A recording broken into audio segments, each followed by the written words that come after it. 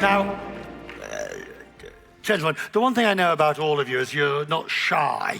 Jerry, no one's ever accused you of being shy, have they? Not lately. Whoops, good Lord.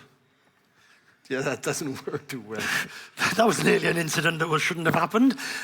Regenerative tourism means what? In a sentence, John. Making the place better than it was before. Bravo.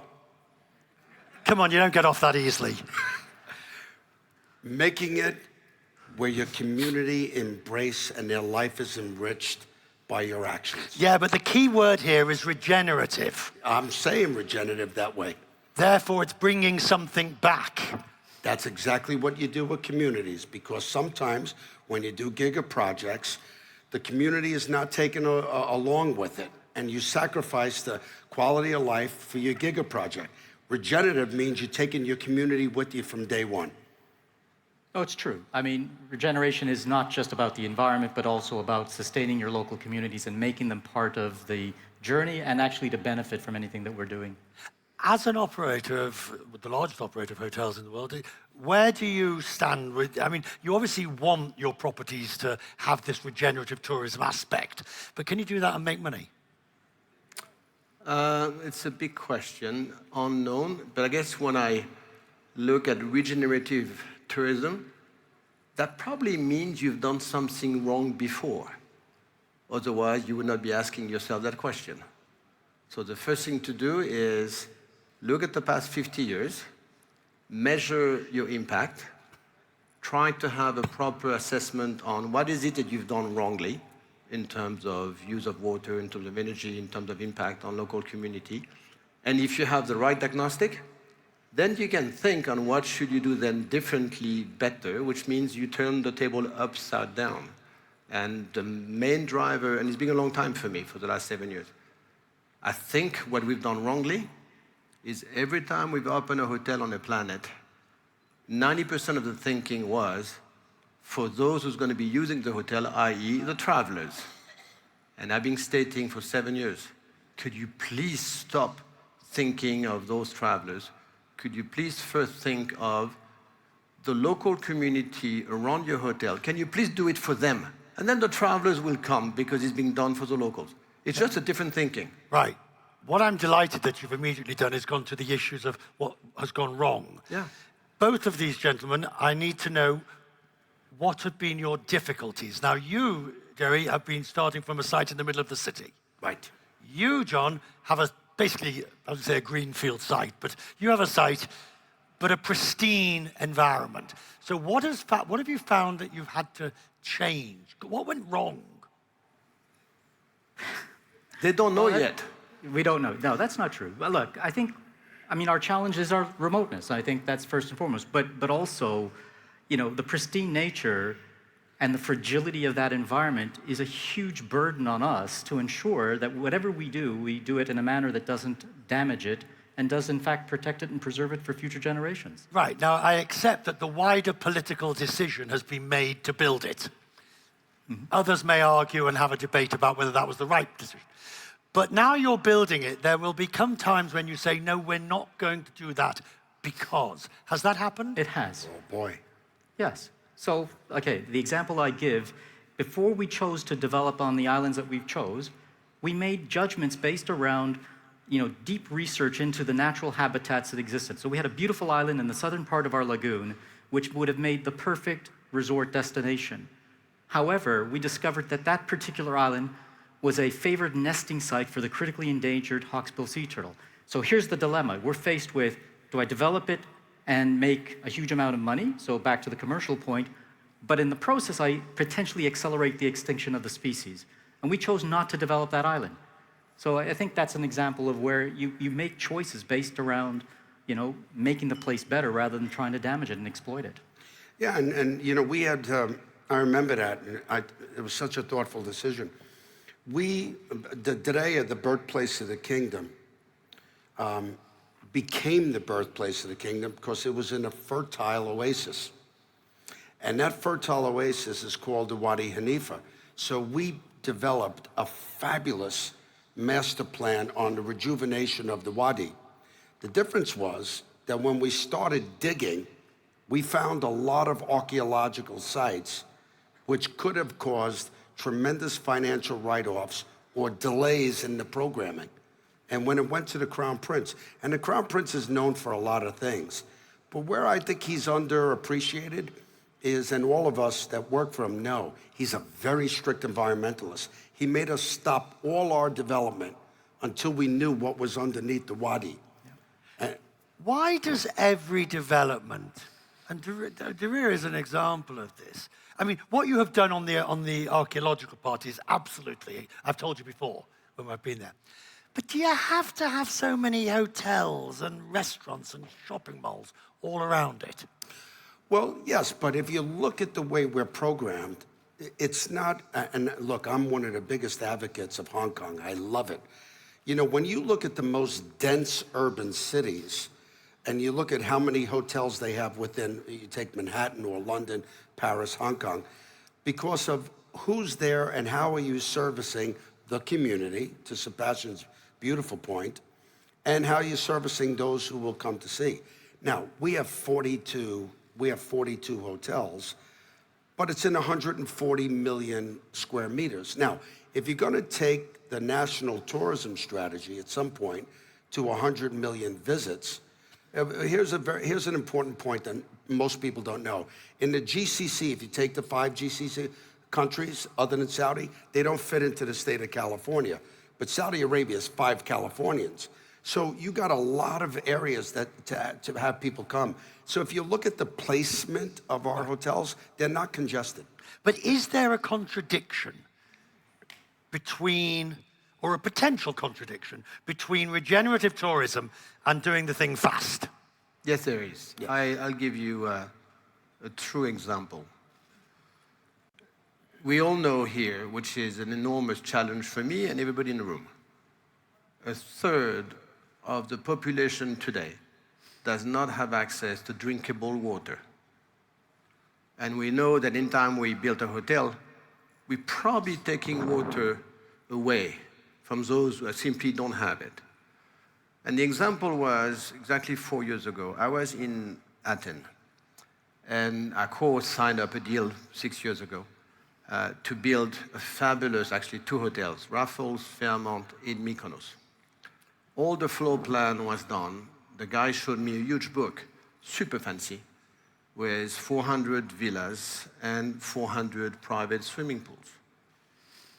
So I look at the book, and the more I look at it and I flip through it, the more I feel uncomfortable, and I don't exactly know the commitment of my predecessors.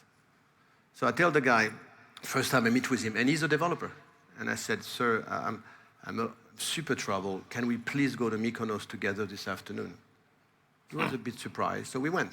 And I said to him, I just need to walk by foot what you just talked to me about. And I went. Long story short, I told him after working for an hour, I said, sir, I really apologize. We're not going to build anything here. And he said, you're kidding me. I said, no, I'm not. I'm just telling you that I guess having 400 swimming pools in Mykonos, where you and I know they don't have enough water for what exists today, I simply won't do it. Somebody else is doing it. So to go back to your first question, when you have a group like mine, when you open 1 hotel a day, I know that I guess we're going to be opening less hotels if you want to basically comply with the theme of today. 1 hotel a day? 1 hotel a day. The problem is, and I'll tell you the other paradox, and I can say it very lightly here. You have all the hotel companies being listed, the financial analysts, the shareholders, going to be valuing your company upon the pace of growth, the numbers of new hotels being opened. And the same guys are telling you, we want you to be sustainably friendly and planet friendly. Well, if they want us to be planet friendly, we need to slow down the pace of opening. Relate that to what you're doing, Jerry. I do. And probably my greatest source of pride, other than the wonderful people I get to work with every day with, is the fact that Diriyah the time was never taken in the kingdom to celebrate its own national identity, its own source of pride, its own source of origins. And Diriyah now is making the world, first of all, our first goal is to reconnect all Saudis with their birthplace, their heritage, their source of national pride, and then to create an eco-friendly system, a tourism system where people can come from all over the world. And it'll do two things. And Richard, you know this better than anyone. It will break stubborn, old dated stereotypes. Oh, the kingdom is only camels and Arabs and, you know, what? That's so old and stubborn. And the second thing is that you'll see warm, generous Saudi hospitality that we know here, let me jump. but people who haven't visited don't know. All right, cut. Okay, no, I'm going to pick up on what Sébastien said. So we have a site the size of Belgium, okay? 28,000 square kilometers is the Red Sea project area. We're limiting the number of developments that we make based on what we consider the ecological ceiling of the destination. So I could build 100, 200 hotels because I've got the land, I've got the shoreline, I've got the islands, but we're choosing not to do that. We're choosing to stay within what the environment can carry and not seek to create over-tourism and a tax on our already fragile environment. So those are choices that we're making in the kingdom. There's something that I guess just on, and I should, but I simply did not know about it until this morning. You have 1.5 billion people traveling every year. That I knew. What I didn't know is 95% of that number visit 5% only of the planet. So the greatest chance for us, can we please redirect some of those travelers to the place they don't need to go again? Well, that is the single biggest, the number of countries that I speak to. Yeah. And we'll do it all, we'll all be at WTM and we'll all hear it again, is, you ask any tourism minister and they'll say, the goal is to redirect the tourism. But we can do it. It's away easy. From Bali and Phuket and up to the other parts of the country, away from... This is exactly what those two gentlemen are doing. Do you believe anybody's been to the Red Sea before? No one. You're opening the eyes of somebody to visit Saudi Arabia in a way he's never even thought about doing before, and probably spending 8 days, and he can go to Alula and many places. But he's doing it in the right way, because he's not allowing, I love the cruise industry, but he's not allowing giant cruise ships in the Grand Canal of Venice. He's not doing that. Well, Venice is not either. Well, now it's stopped. But, nor is Amsterdam. And in many cases, that is an example of what you said. What have we done wrong before? Correct. And now how do we put it right? Well, the way to do it better, which is not right, but better, and you know what? We've accepted it in 5 minutes. Anything which is related to regenerative tourism, anything which is energy, decarbonization, water scarcity, you name it, food waste, we decided the entire industry, Chinese, American, European, to create a Sustainable Hospitality Alliance. Every good practice, wherever it is, whatever brands, is open source, shared between everybody. Let's not compete on anything which is planet friendly. We can compete on brand experience, on content, on social networks, not when it comes to that theme. By And the it way, works. all the Giga-projects in the kingdom, all the CEOs, people think we're in competition with each other. All the CEOs are very close, and all the CEOs share all their learnings. Now, is that because... And they're all Americans, that's a problem.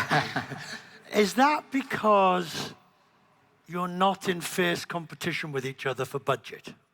Normally, budget is the issue. No, listen, there's an old saying in New York. When they say it's not about the money, it's about the money. Quest is business, right?